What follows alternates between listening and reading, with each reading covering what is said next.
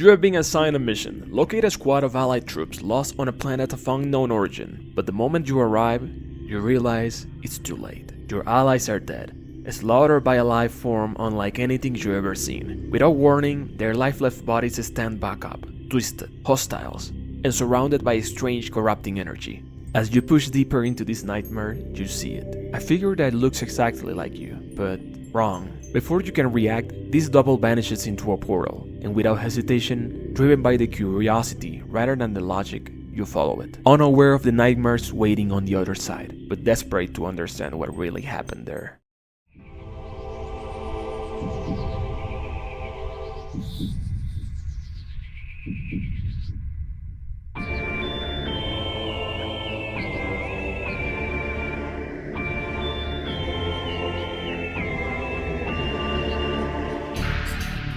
In 2004, following the massive success of the original Metroid Prime, which perfectly brought the Metroidvania genre into 3D and became one of the highest rated games in history, Nintendo asked Retro Studios for a sequel. Instead of simply recycling the first game's formula, Retro Studios pushed further. They wanted to give the players something fresh, unique, and haunting.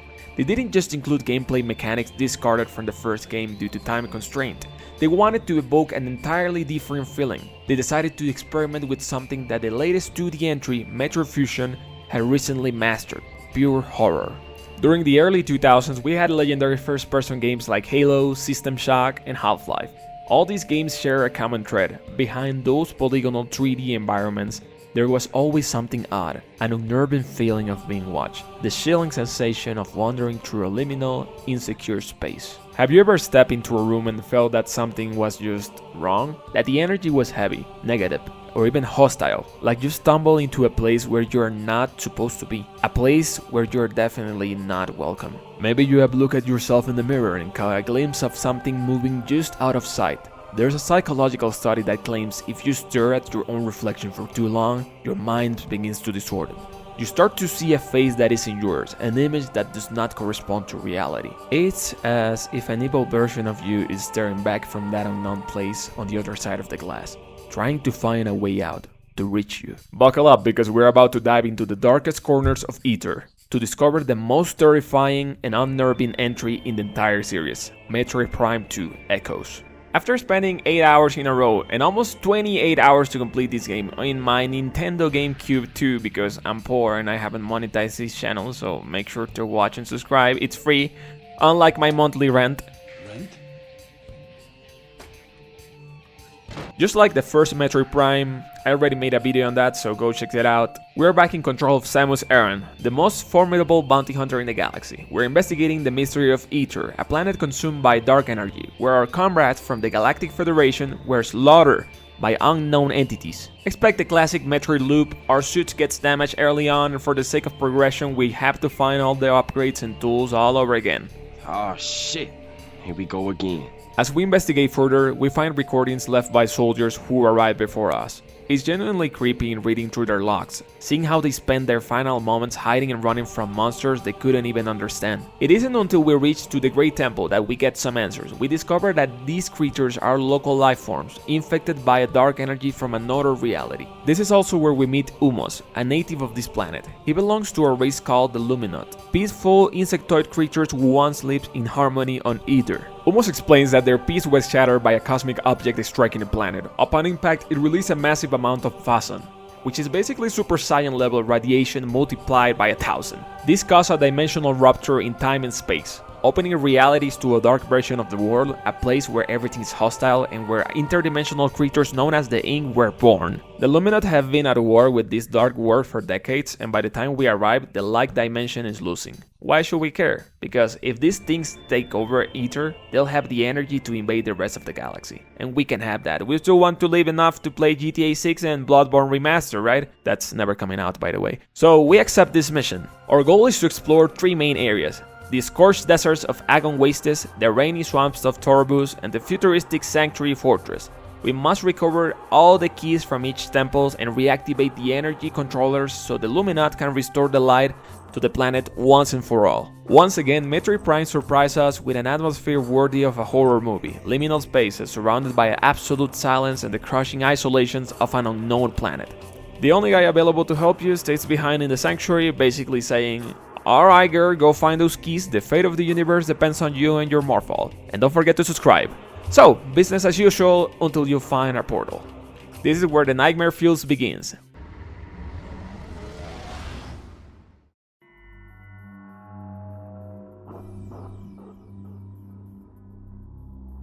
Welcome to Dark Aether. Think of it as the Upside Down from Stranger Things or the Other World in Silent Hill. It's an alternate reality, a twisted reflection of the world you know, where everything, including the air you breathe, is trying to kill you. Literally, being in this world drains your health constantly unless you are protected by the light crystals left behind by the Liminal during their failed incursions. The atmosphere in this dark reality is something else. We're not just exploring a planet anymore, we're in a hostile dimension that wants to consume our own. Howard Philip Lovecraft once said, "The oldest and strongest emotion of mankind is fear, and the oldest and strongest kind of fear is the fear to the unknown." This world makes you vulnerable, stressed, and completely out of control. Don't expect any cute life forms here, even the music plays a haunting role. In the light version of Aegon Wastes, you can hear a subtle heartbeat in the background track. It tells you that despite the desolation, there is life.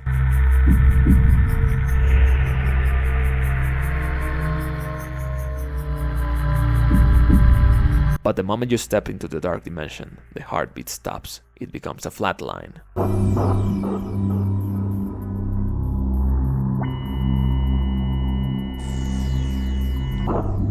There is only death here. And as you move forward and dive deeper into this dimension, the fear starts to set in. You'll find yourself moving as fast as possible, desperately seeking for any source of light. You're not exploring for pleasure, you're exploring for survival. Our legendary bounty hunter is now forced to hide from the darkness. It's a total shift from the first Metroid Prime, where we usually felt in command of our surroundings. Even the game over screen is fucked up.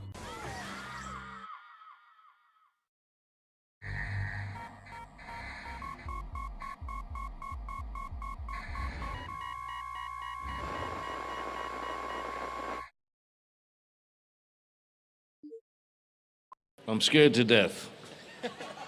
I'm frightened and I don't know what to do. I'm confused and I want to go home. The world shifting mechanic reminds me a little bit of Soul River, another one of my favorite games of all time. In it, you explore the same map across two dimensions, the material realm and the spectral realm, solving puzzles and unlocking areas by diving between realities. It will be great to make a full essay on the Soul River series and game mechanics because I think they are so underrated and they are so fantastic. If this video gets to 500 likes, I'll go ahead and make a video. After gathering a few upgrades and pushing deeper into the Aegon Wastes, you start to notice something strange. The space pirates are terrified. Reading through their logs, we see that they are running from Samus. They mention seeing her act differently, which is chilling when you realize these recordings were made before our arrival here. The pirates are even killing each other in the chaos, desperate to flee the planet rather than face her. There's a short horror film in YouTube about a girl alone in her house. She calls her mom, who is away for the weekend, to complain about a rotten smell. When she looks away from the window and turns around, there she is, standing in the doorway. Her mother, or at least something that looks like her mother. Jordan Peele explored this perfectly in his movie called Us. The idea of an enemy that not only thinks like you, but looks like you. It represents a threat to both identity and reality, a concept exploited in Gothic literature as a primal fear of losing your place in the world, or facing an evil self that seeks to replace you. Metroid Prime 2 weaponized these fears with Dark Samus. She is a Phazon entity born from the remains of the final boss of the first game, and Samus' own DNA. She's a predator, slaughtering everything in her path to consume more Phazon, growing stronger and spread corruption across the galaxy. Yes, corruption. We're gonna have a good video later. When you finally face her in battle, she is not overwhelmingly difficult, but she can also do serious damage on you if you let your guard down. After defeating Dark Samus, she is going to escape, and we can continue exploring to find the remaining keys for the first temple, where we will fight our first huge boss, Amorphis. This fight is pretty amazing. This Lovecraftian horror keeps you on your toes, moving from light source to avoid environmental damage from Dark Aether. By this point in the game, you have two different beams, the light beam and the dark beam. Depending on the enemy, you'll want to switch between them, just like Ikaruga but without the epilepsy attacks. Since this thing is armor, we have to make him swallow our ball and bump the shit out of it from the inside until it has like gag reflex and dies out of disgust. Alright, no. After defeating Amorphis, we get the Dark Suit, which looks like shit, but at least it gives us resistance to the dark areas, providing a bit of a relief when exploring this Horrible place. We'll also get rewarded with activating the first reactor, so that is 1 out of 3. So now we must head to Torvus Bog and the Sanctuary Fortress. They'll probably be easy, right? They are not. I'm joking! Stop! Once we arrive to Torvus, we are welcomed with this fantastic music. I mean, listen to this.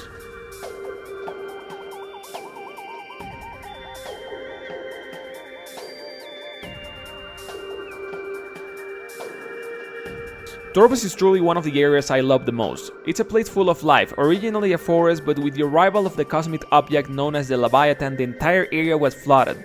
Now this is a total contrast from the previous area. We started in fucking desertic Tatooine and now we are in Dagobah. This place gets better and better until we finally reach the subterranean Torvus. And I have only one word for this area: Thalassophobia.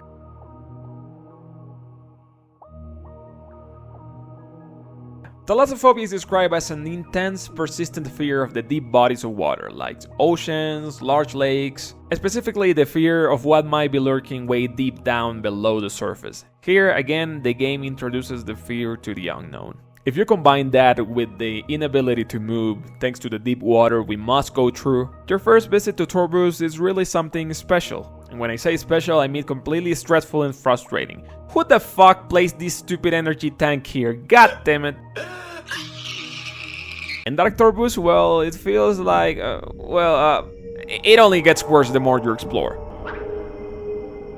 I gotta get out of here!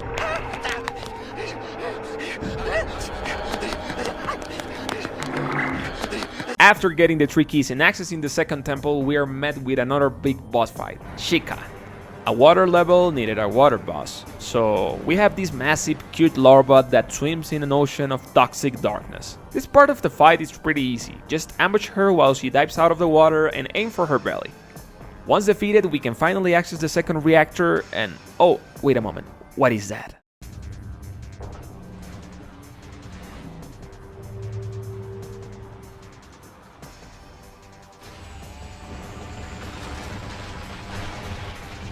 Oh yeah, we have phase 2.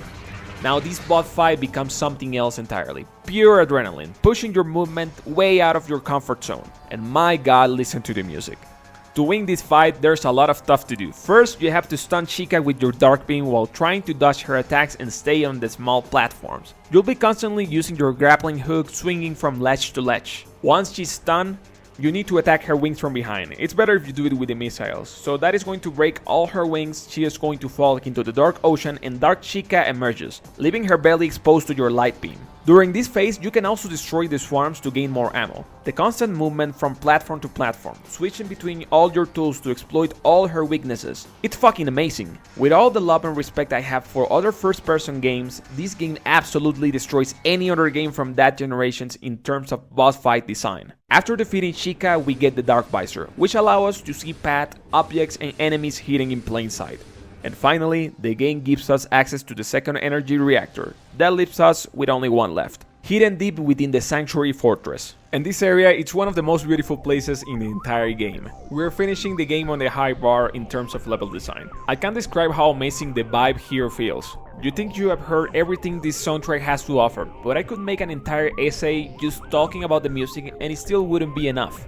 The Sanctuary Fortress gives you the feeling of exploring a futuristic temple, but this was the very first place the Luminal established on the planet. It's where they developed all their technology, and looking at the complex futuristic structures, you realize just how advanced they were. They even managed to develop technology capable of disrupting Samus' suit, which was made by the Shosos, and the Shosos are the most advanced race in the Metroid universe. The Sanctuary is protected by sentinels and drones that are now corrupted by the entities of the Dark Dimension.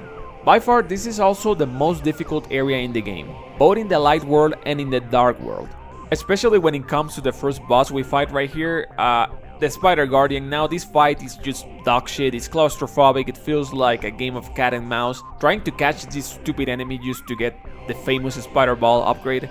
I mean, the fight is not even that hard, it's just frustrating because you have to time your bombs correctly and lead the Spider Guardian into specific traps. I actually find it really creative that the developers come up with a boss fight that consisted entirely of using the Morphball. It was quite refreshing. Everything is going good until the next upgrade we need is for some reason at the very bottom of the Dark Torvus. Seriously, retro games? Why? There is no fast travel and this huge backtrack isn't even the worst of it, so it's about to get much worse. While exploring the sanctuary further, we find Dark Samus again, feeding on Fason, and we follow her to stop her from becoming even more powerful. We end up trapped in an elevator with her, where we have our second round. This time she can become invisible. No one hears a word they say. But just as she has new tools, we are better prepared with our Dark Visor and more offensive weapons to use against her. After the fight, Dark Samus throws herself out of the elevator, seemingly falling to her death. And now we have access to the very last temple. This is where the Lost Guardian is waiting for us. Quadraxis, a gigantic spider-like mechanoid sentinel. This fight is spectacular. The first phase starts by using your bombs on its legs to weaken the limbs and joints.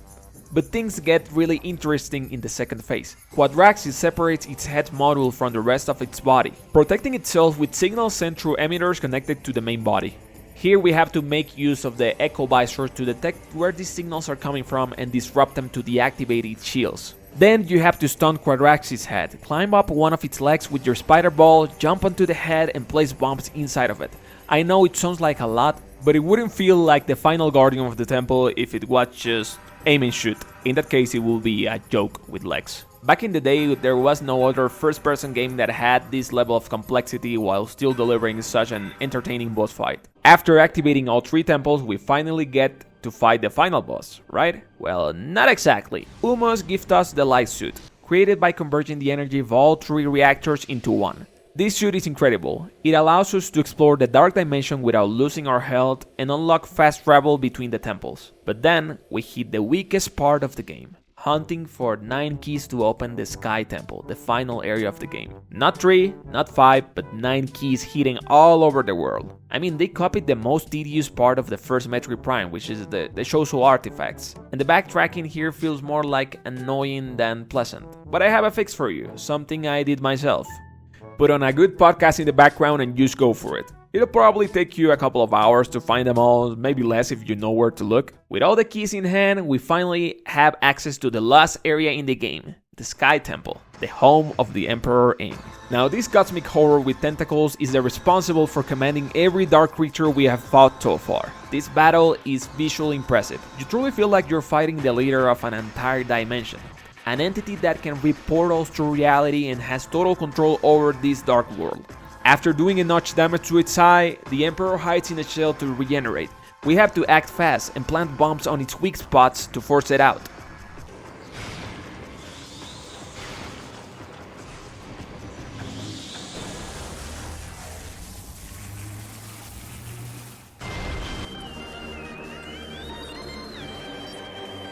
From that shell emerges the Emperor's true form, a giant spider capable of absorbing energy from both light and dark realities. Now to take this creature down, you have to watch its mouth and use the corresponding beam based on the colors you see. It's not overly complicated, but since the Emperor is so aggressive, and you need to stay in constant movement to avoid becoming monster food. Yes!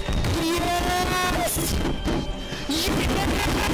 Look at my health, Jesus Christ, I was almost having a heart attack here. Once the Emperor is no more, Samus absorbs the remaining energy of the Dark World.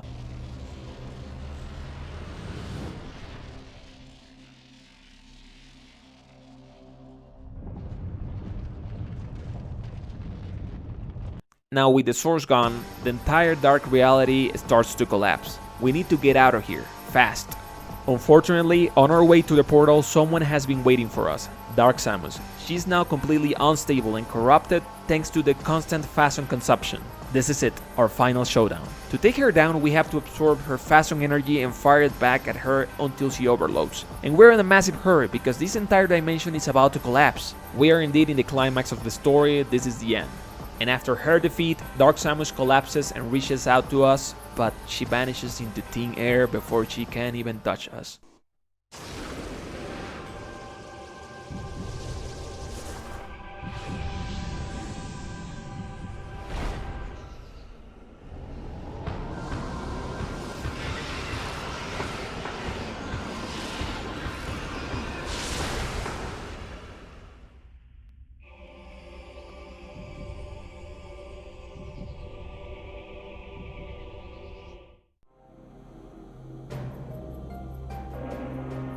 Behind us, the dark reality disappears forever. The remaining Luminat welcome us back with deep appreciation for saving their world, and probably the entire galaxy.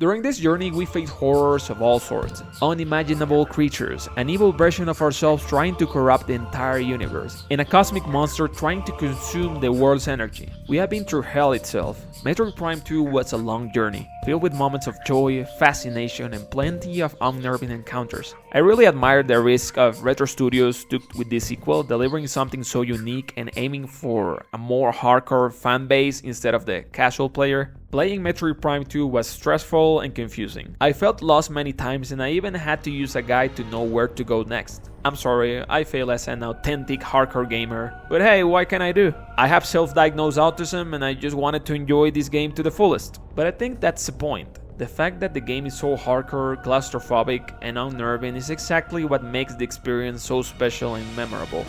It's a journey that I will never forget, traveling through the dark world alone, feeling trapped by those creatures, and sometimes just stopping to soak in the atmosphere and the music, amazing boss fights, an amazing soundtrack, and an amazing game. If you guys like the video, well, you know what to do, subscribe, and if this video gets to 200 likes, I will make a Metroid Prime 3 corruption video, of course playing it on my Nintendo Wii 2. I always try to make high quality content for you who likes watching this humble channel, so thank you for watching and I'll see you on the next video.